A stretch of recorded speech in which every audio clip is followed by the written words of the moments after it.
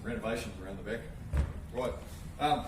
That's because mainly we want people walking in and walking out, understanding the massive effort that goes on in our country twice a year. So there are actually 2 seasons of shearing here in New Zealand. Your busiest time of year as a shearer is going to start in about a month.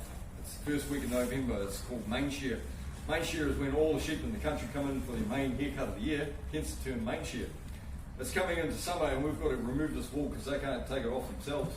And it's going to get longer and longer and longer, and eventually it's possibly going to wind up killing them. And it will kill them in several ways. The worst way, to be honest with you, is fly strike. Flies are starting to turn up now, blowflies, and they're looking for a place to live. We get that rain that we just had earlier, the wool smells really good to them. When it gets wet, they go down through the wool onto the skin, lay eggs, eggs hatch, turn to maggots, and they eat these guys alive. They can eat a sheep alive in less than 10 days, which is pretty horrific if you're a sheep, obviously. It's not very nice if you're shearing them either. The only trick I've got to shearing fly-blown sheep is keep your mouth shut tight, because when this thing hits maggots, they go everywhere. You're going to wind up with a free lunch if you're not careful. Packed full of protein. But yeah, not very nice. Right.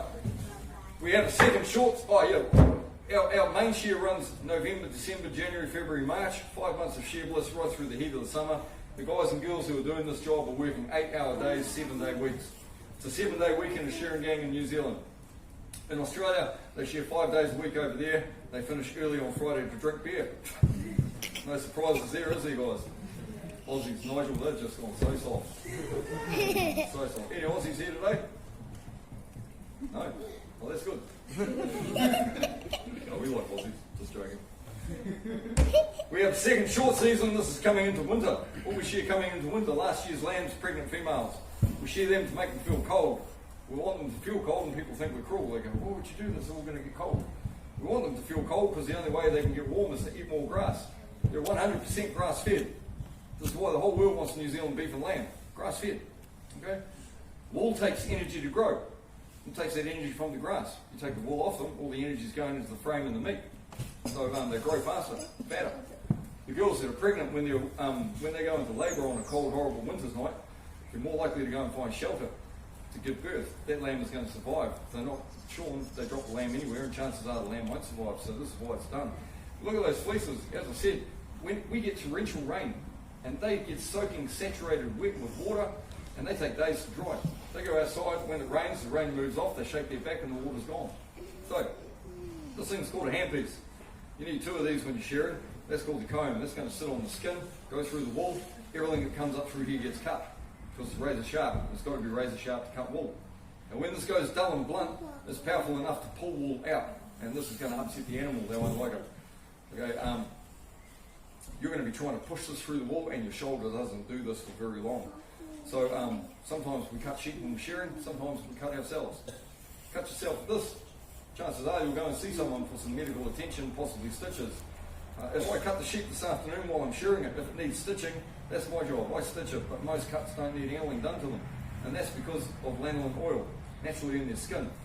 Now that stuff there, they go outside, it rains, they're waterproof anyway.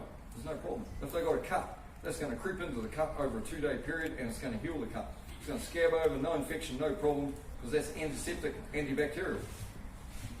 One of your problems is going to be lanolin oil when you're shearing. Because what happens when you're doing this job is you sweat. You're going to sweat like you've never ever sweated in your life, and you're going to lose around about 8 to 10 litres in a day. It's going to pump right out of you until nothing's left to pump out, and lanolin oil is going into your skin. It's dirty, it's got germs in it. Sometimes, not all the time, it creates infections. They're called yoke boils or wool sores. Now, we have to hold the sheep with our legs. Hands are free to shear with. You don't want yoke boils up your legs, so we have shearing pants. 2 thicknesses of denim all the way up the legs, and they filter the oil. So by the time it gets to my legs, it's clean. But remember, it's summertime and you're in 2 pairs of jeans for 10 hours a day. Boots, you can't shear in these. These have got a heel. That's going to put my foot like that. I'll roll my ankle. That's a steel cap. Sheep won't like sitting on it. It's hard and uncomfortable. That's a rubber sole. That's a wooden floor. That slips and slides on wood. We shear on wood because if I lose control of one of these things, it's going to get back to its feet and it's going to try and run.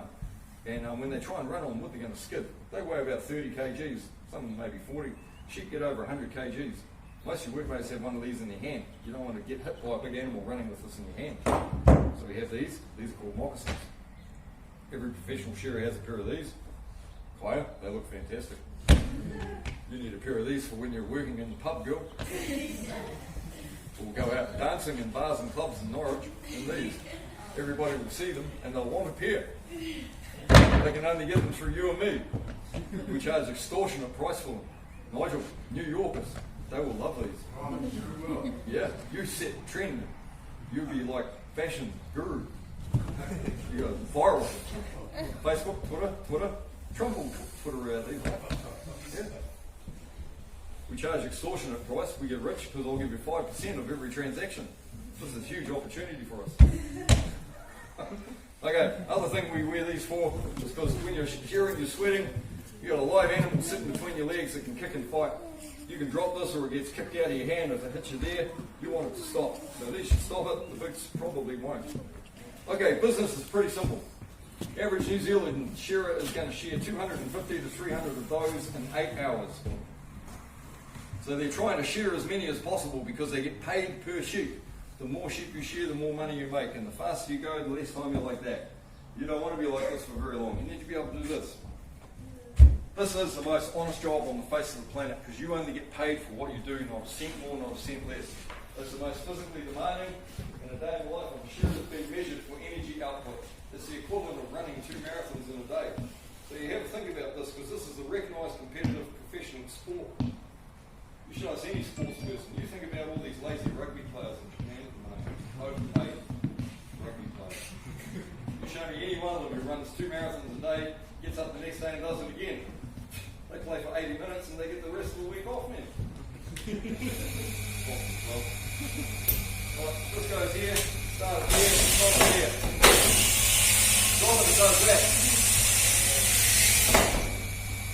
Right, every time you drop that, you're going to lose $43 almost guaranteed because it's going to break the comb. Okay, you might lose something else because it will jump back at you. What I'm going to do, guys, I'm going to quote you 3 world records for this job. Before I do this, you need to understand how an 8-hour day works because it is unlike any other workplace anywhere in the world. Like most workplaces, you work to a clock. In a shearing gang, you're working to the second hand of the clock. You're not allowed there to start your day until that has touched 12 to signal 7:30 in the morning. As soon as that happens, you start walking in, catching, dragging, shearing, and putting them out through the porthole. You work for 2 hours without a break, and that 2-hour period is called a run. There are 4 runs in the day. So it's 8 hours of shearing, it's 10 hours in the shed. These world records are 9-hour world records, and this is because once upon a time, little old New Zealand had more sheep than any other country. At one point we had 90 million. 90 million sheep that were getting shorn here every year, and some of them got shorn twice. This is a big job. So they short 9-hour days. A 9-hour day, you start catching, dragging at 5 o'clock in the morning. Your first run is 2.5 hours. Then you have your half-hour break. Every run after that, 1 3/4. Now that gives you a period of 9 hours of work. So a few girls here today. Kaya, this is the ladies' lamb record because the girls do this as well. These are all lambs. Emily Welch, Pukekohe, South Auckland, 2016. 5 o'clock start. Emily caught, dragged, shore. Put down the porthole. 648 of those in 9 hours. The world guys' lamb record was held by Dion King of New Zealand, and it was 866 lambs in 9 hours. That's a lamb getting caught, dragged, and shorn every 45 to 50 seconds for 9 hours of time. His record got beaten late 2016. It was beaten by an Irishman. Go to the Irish. Put some money on them, Nigel, in the World Cup rugby. Don't put a lot on them, but put something on them. Put something on them. Yeah. Don't put your house on them or anything like that, but yeah. Ivan Scott, new world record holder, 867 he beat by 1 lamb. Last record was full-grown sheep. Full-grown sheep record, Matt Smith, New Zealand, 2016, and he shore 731 full-grown sheep. This is unbelievable. Number 1, he chose to stop with 8 minutes still left to go in his last run because he beat the world record by 10 sheep. Not one of the sheep disqualified for a cut. If you're wondering about how the cut system works, every sheep is tipped and checked for cuts. Any cut bigger than the thumbnail of the judge will get DQ'd for 1 count. This is the most staggering thing of all. The only way you can get one of these from there to there is to drag it. And when you shear it, you've got to catch, tip and drag. Okay? Full-grown sheep record, he'd be shifting 65 kgs every time. That mounts up over the day. He shifted over 50,500 kgs to set that record. Don't get excited, you're about to do the world record for the slowest.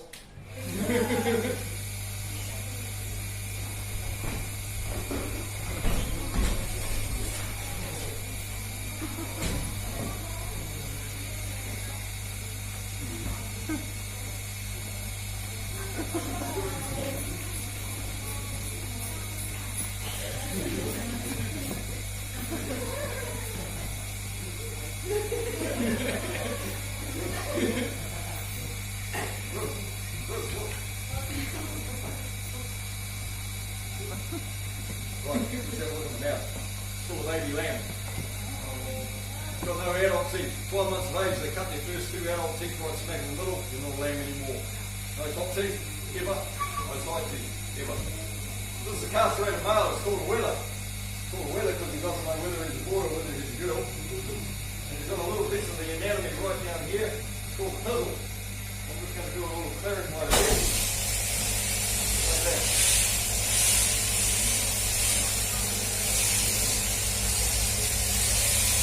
Now he may get a little jumpy because this is the first time he's ever been caught dragged to shore.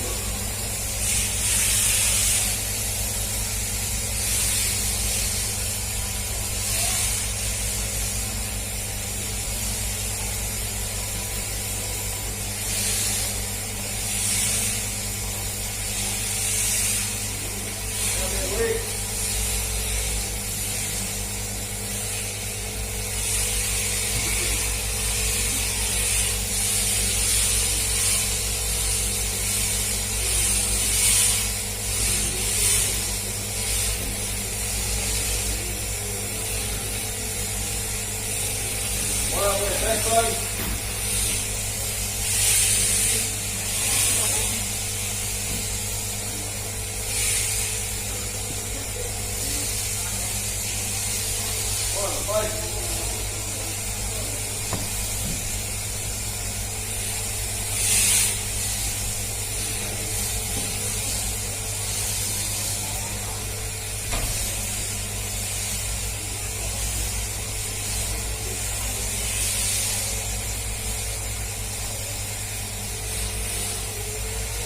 Pull the long load.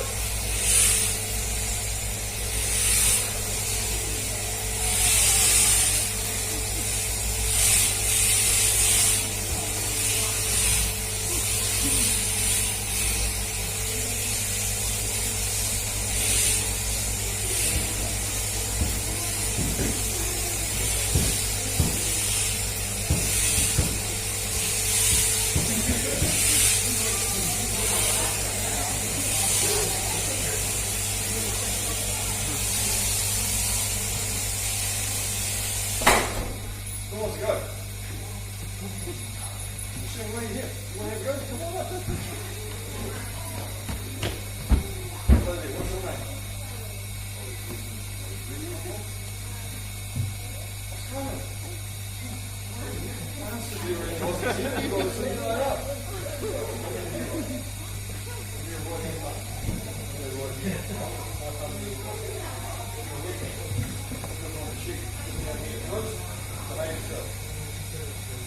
Now look over here. Quick smile. Quick smile. 1, 2.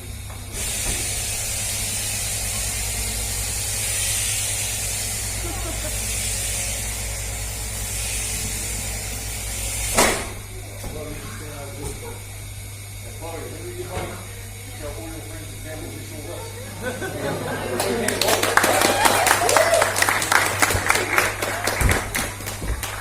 Anyone else? Come on up, buddy.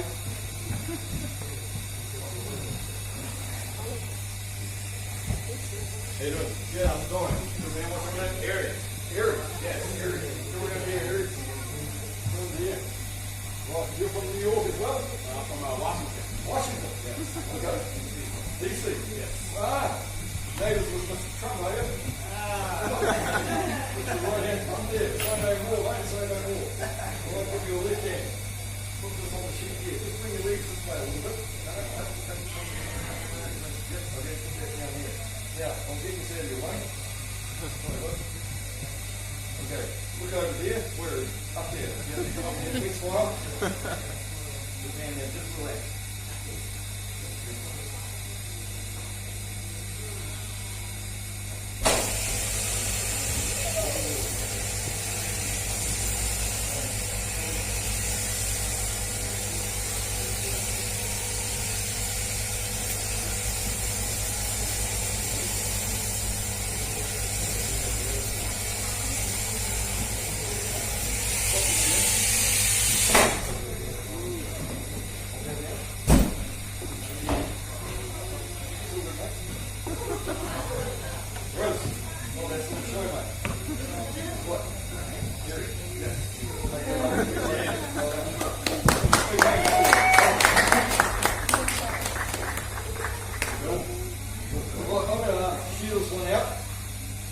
Take a close look at how this thing all works.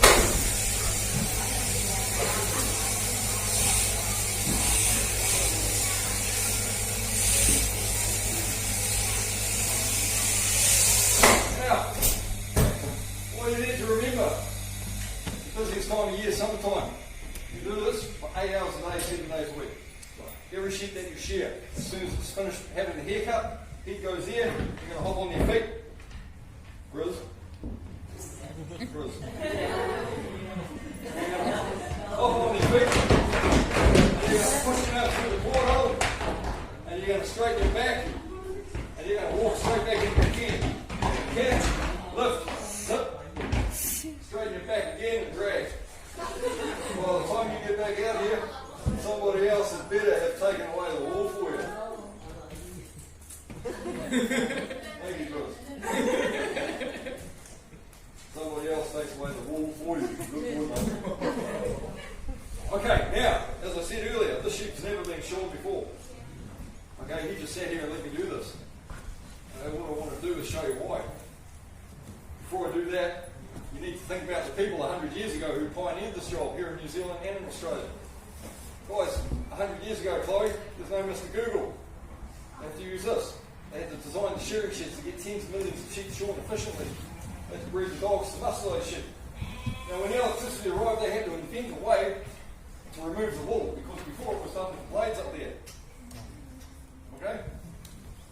Most importantly, they had to work out how is someone going to hang on to one of these things and get the wool off them, especially when they get 3 times the size. So, watch that.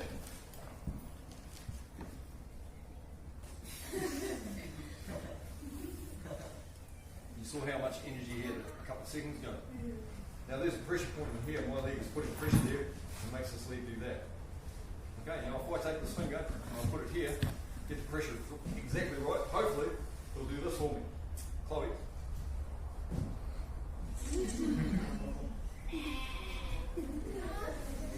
Okay, now this allows the shearer to do this. 2 fingers, leg out of the way, strengthen the flank. Second blow there, third blow, stop, over the top of that, blow into there, belly's out. Now, start moving the sheep with your feet and legs. Out that leg, come through, crunched out, put a blow there. Sneak this leg to there and go 1, 2, 3, 4, 5. 1 there, 2 there. Step forward, roll the sheep, step into there. Little blow there, straight up the neck, side of the face, back of the head. 1, 2. Now, you've got to rotate this animal to this machine. You do it with this foot. 4, 5, 6, 7, 8. Step, land, slide. 1, 2. Step up, step back, lift head, land head. What's so funny? No. Now once you hit your plant, hands are free. Back straight, make a phone call. Send text, good. Make a quick shot. Right. Come down this side, hold that leg, step to there. Now, once he's here, you can do this with him. Clear the shoulder, push there, straighten his leg. 1, 2, 3. 1 down to there, 2 down to there, a little sneaky step there. Tip the foot, gets me here. 3, 4, 5, finish. Out the porthole, straighten up, walk back in and do it again. And again, and again, and again. See how you feel after 8 hours of this. Because you're not going to feel like doing it again the next day. But they do.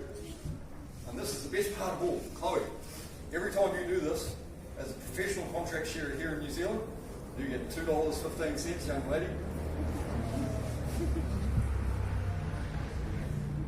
Why are you shaking your head, Eric?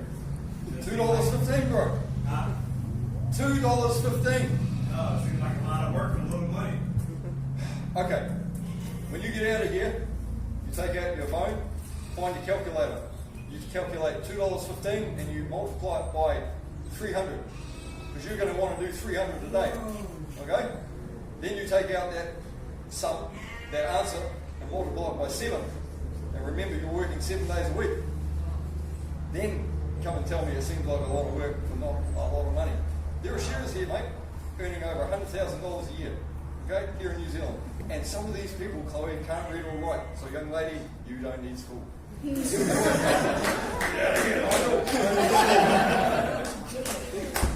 Okay? No, you need school, okay? There are a couple of places that you don't want to cut. There's a big vein runs up through there, that's called the jugular. This is going to get awfully messy. This one here, that's called the hamstring. Now, if you hamstring a sheep, it's because the sheep has done that to you. You kick back, you cut that, you're going to pay the farmer for the sheep because he'll never walk again. Okay? Do that twice, the farmer asks you to leave. And so it's very strict. And it has to be, otherwise people wouldn't care. Now, so here's one of your first lessons at shearing school, Chloe. You take hold of the skin right there, you make a fist with it, gently push, there it locks. No problem. Oh, late. You guys want to see something really cool? Yeah. Have you already seen something really cool? You guys really suck. Okay. Okay.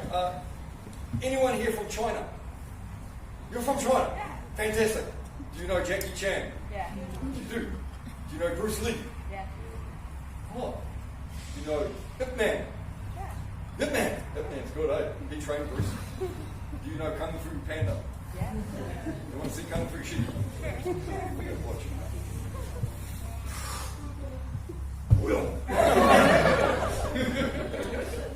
Well, wait. You're from China. You must know Tai Chi. Not really. Not really? Yeah. Don't you do Tai Chi? No. It's for old people like me, isn't it? Do you want to see Tai Chi sheep? Sure. Oi.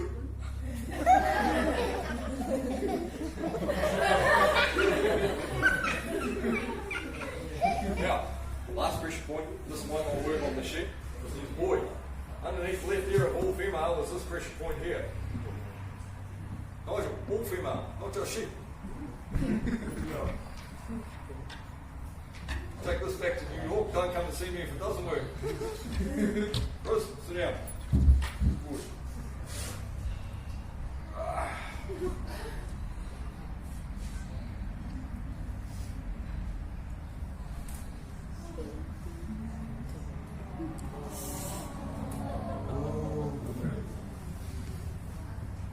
Right, he's been tip dragged to shore first time ever.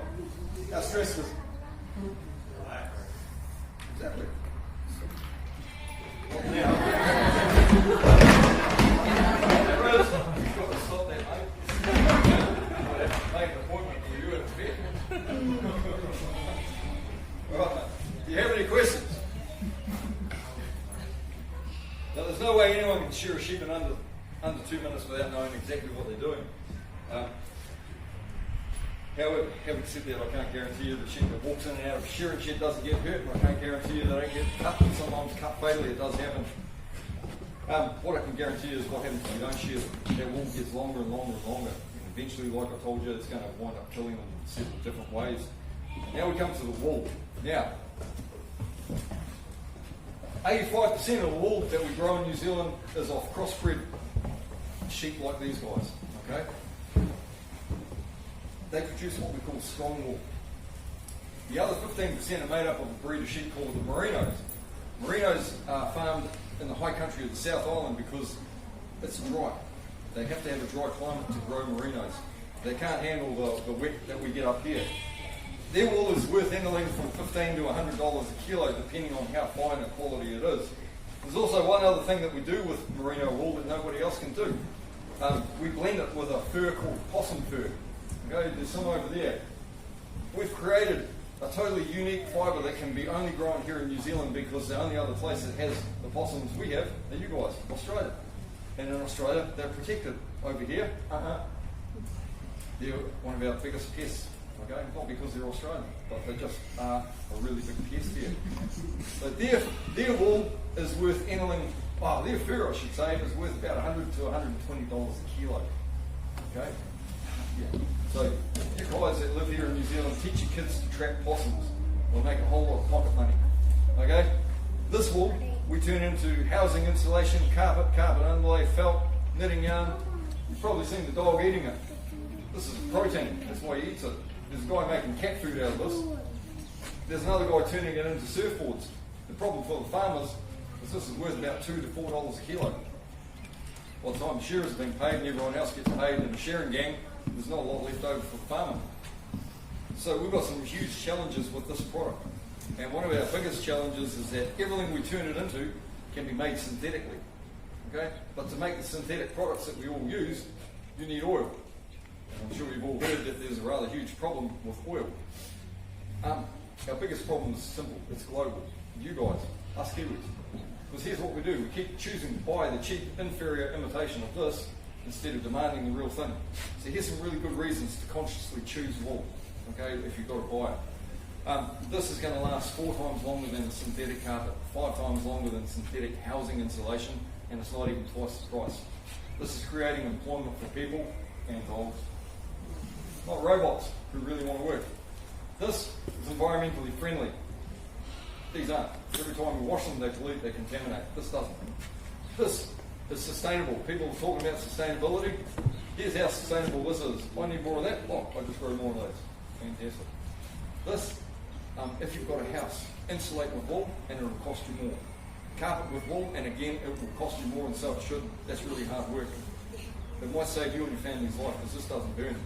I had an American lady in here a while ago, who backed me up. She said this saved 2 of her houses from burning down because it smouldered. It didn't at night. I said, that's fantastic. I only need 1 house. How come you need 2? You're Americans, man. Do you have any questions? Awesome. Right.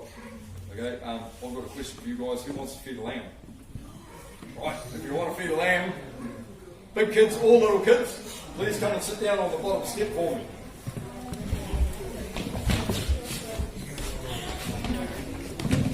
You guys want to feed a lamb? Come on down here.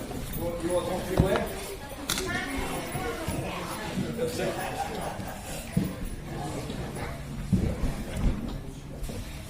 Now don't panic if you don't get a bottle. Doesn't mean you don't get to feed a lamb. You guys want to feed a lamb?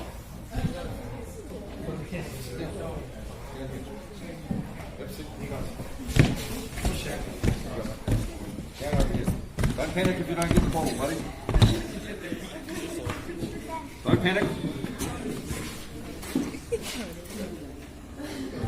Don't panic. Well, I've just got to change my footwear, guys, for a second. Now, this is how it's going to work.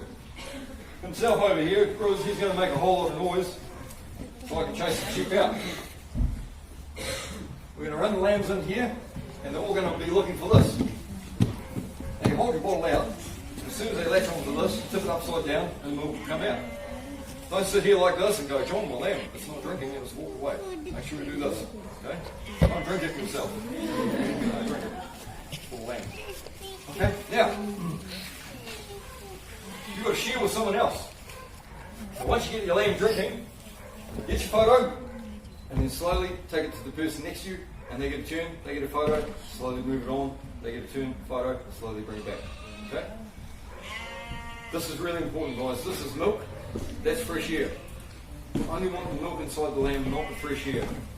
Okay? This is why you hold it up like that, all the air's at the top. You put air into these little ones, I can't get the air out. Sometimes we find sickled deer lamb here tomorrow.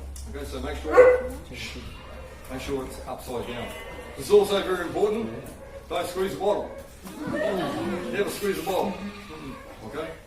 And once they finish drinking, take the bottle off them, put it on the head like this, and I'll come and get the bottle off you. Come on, Chris.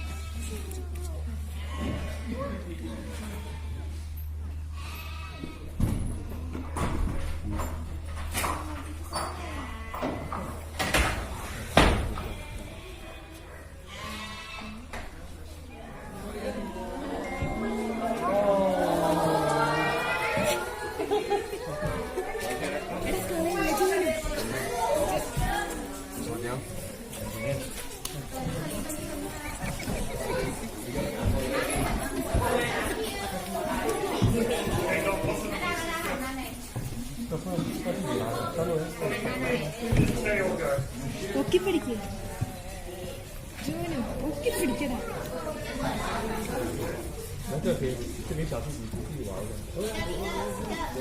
Slide down, up, like this.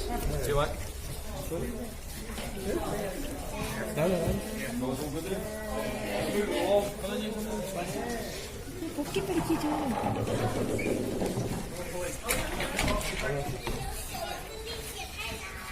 Because then he'll be